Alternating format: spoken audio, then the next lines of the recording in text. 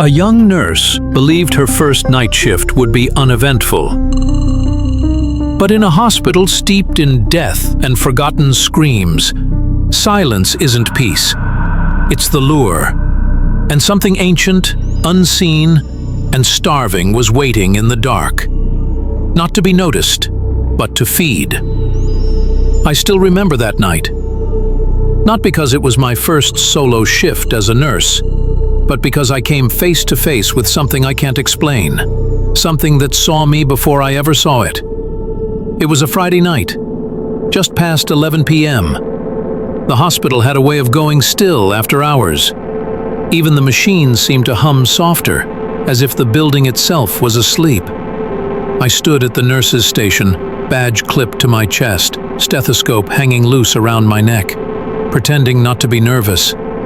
I was new, 24, fresh out of school, bright-eyed, maybe too eager. But that night, my smile didn't last long. I started my rounds, checking vitals, handing out meds. The hallway lights buzzed overhead, flickering just enough to be irritating, not alarming, and every so often I hummed under my breath, just to fill the silence. I told myself the isolation was expected. It was night after all, patients asleep, staff minimal. But there was something else, a weight, in the air, like the halls were holding their breath. Around midnight, I was walking past the west corridor, a part of the wing we rarely used anymore, when I heard it. A sigh, right behind me. I turned fast. Nothing. No footsteps, no doors creaking, just the cold, pale light and my own shallow breathing. I laughed to myself. Get it together, Sarah. Still, I checked my phone for a message, maybe a page I missed. Nothing.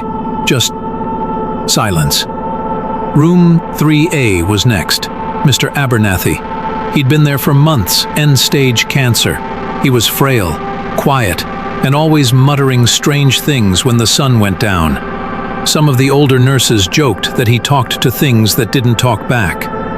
When I walked into his room, it felt colder. I don't mean emotionally. I mean the temperature dropped. I could see my breath fog slightly as I moved toward his IV.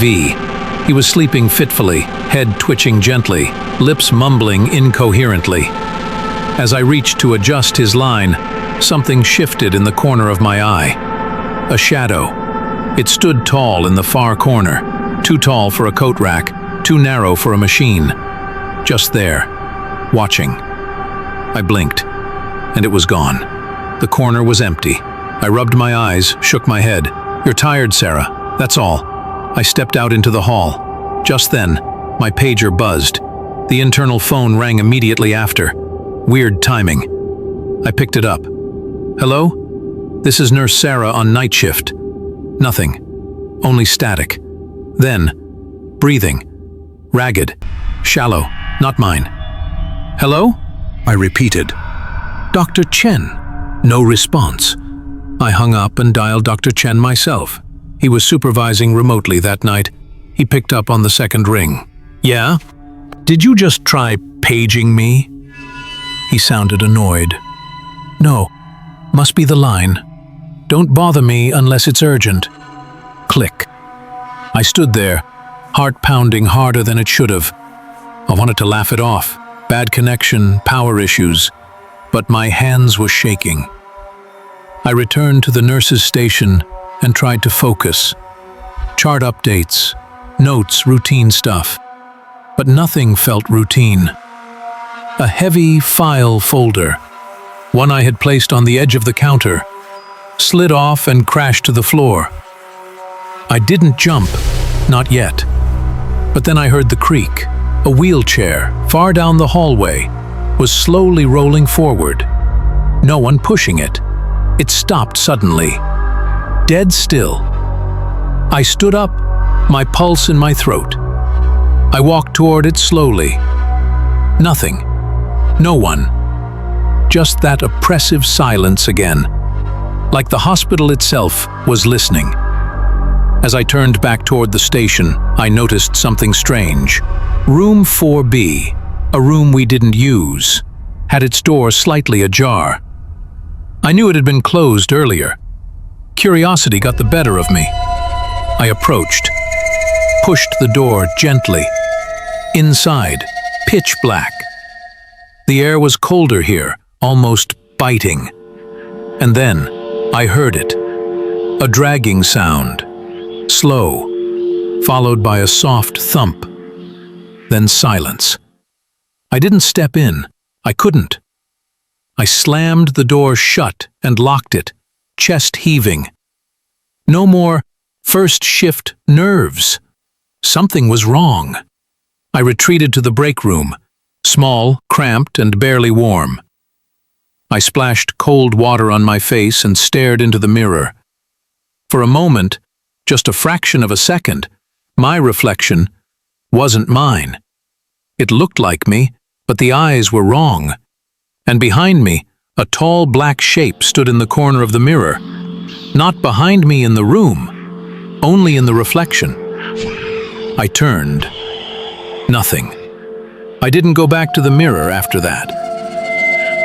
Around 3:40 a.m., I returned to check on Mr. Abernathy one last time. He was awake this time, eyes wide, bloodshot. When he saw me, he reached out and grabbed my wrist with a surprising grip. "It's here," he whispered, voice raspy and trembling. "It watches, takes the pain, feeds on it. Mr. Abernathy, it's okay. You're safe." "No," he coughed violently. "It waits in the silence. It wants the silence." He raised a trembling finger and pointed to the corner. The same corner I'd seen the shadow earlier. And then it happened. A loud bang echoed from down the corridor. Not like a dropped item. It sounded intentional.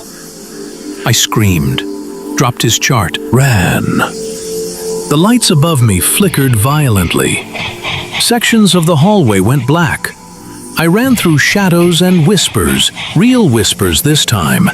Voices from nowhere all around me.